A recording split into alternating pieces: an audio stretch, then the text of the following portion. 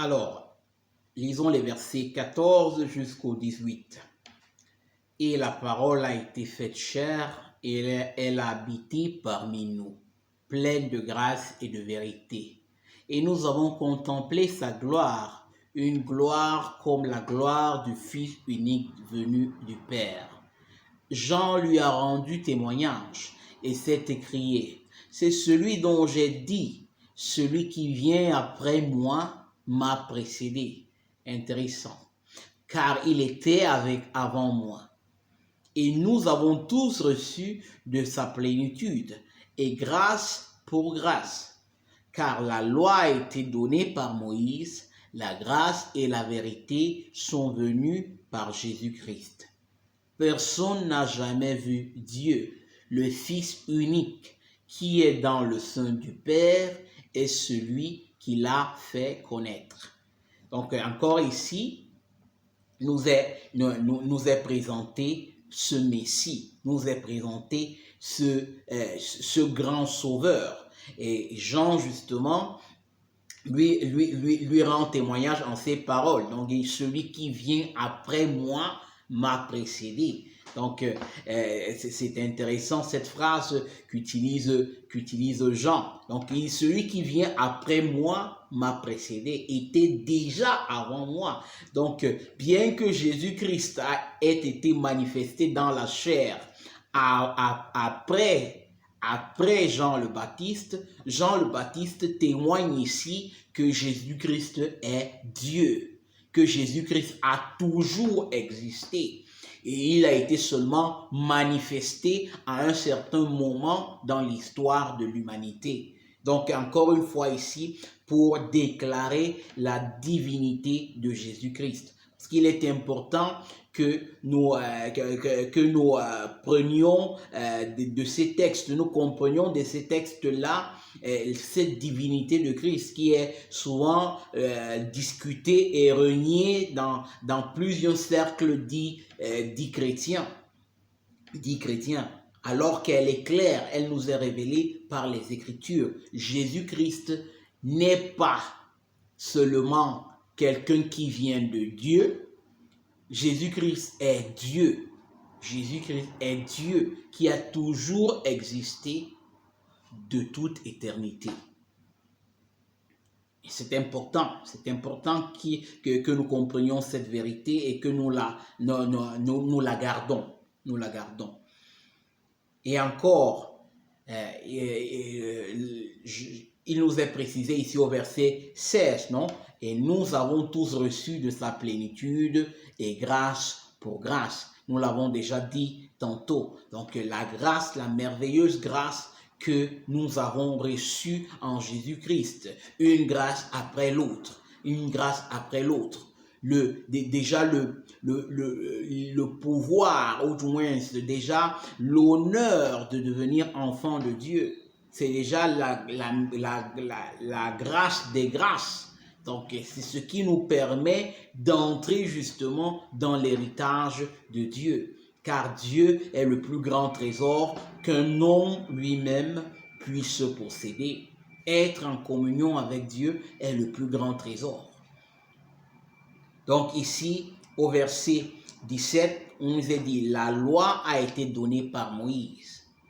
Et la grâce et la vérité sont venues par Jésus-Christ. La loi ici, il s'agit, la loi ici exprime justement les commandements que Dieu a donnés à travers Moïse. Ces commandements-là qui démontraient à l'homme son état de pécheur.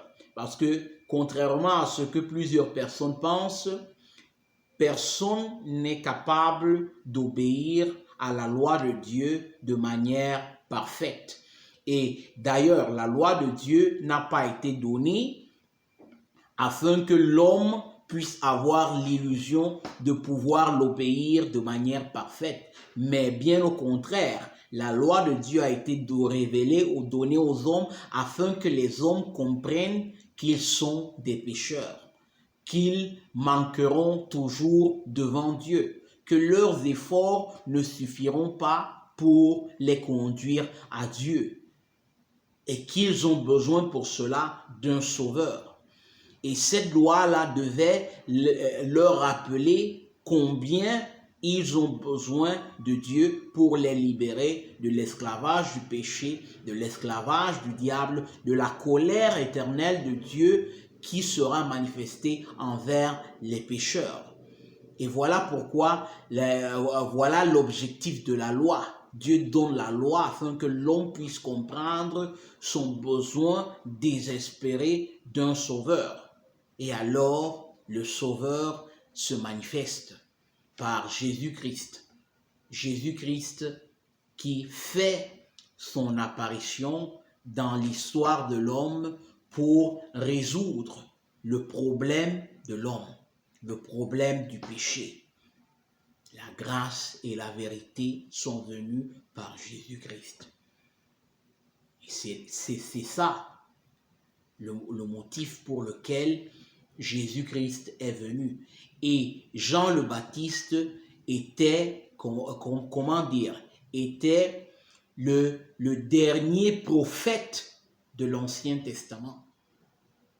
Donc, c'était le dernier prophète qui a rendu encore plus clair le besoin des hommes d'un sauveur. Voilà pourquoi il prêchait le baptême de la repentance. Voilà pourquoi il a pu expliquer les termes de la loi elle-même, en rappelant les justes dispositions de la loi aux hommes et en leur faisant comprendre qu'ils avaient besoin d'un sauveur en la personne de Jésus-Christ.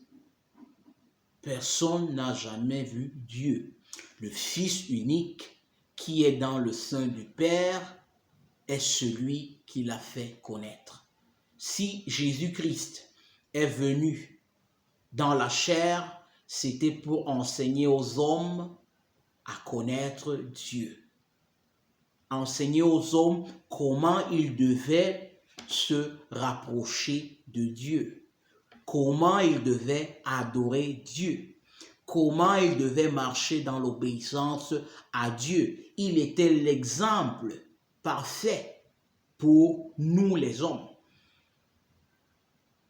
Et c'est encore ce qu'il faille comprendre de la vie de Jésus-Christ. Car même la vie de Jésus-Christ, et non seulement son sacrifice sur la croix, était la bonne nouvelle que Dieu a réservée aux hommes. Jésus-Christ est venu comme le maître, comme celui qui enseigne aux hommes comment s'approcher de Dieu en vérité, dans les termes de Dieu. Il nous donne la juste mesure de ce que signifie marcher avec Dieu, cheminer avec Dieu, ce que signifie être un enfant de Dieu, ce que signifie marcher dans l'obéissance à Dieu. C'est là le Fils unique qui est dans le sein du Père est venu pour faire connaître le Père.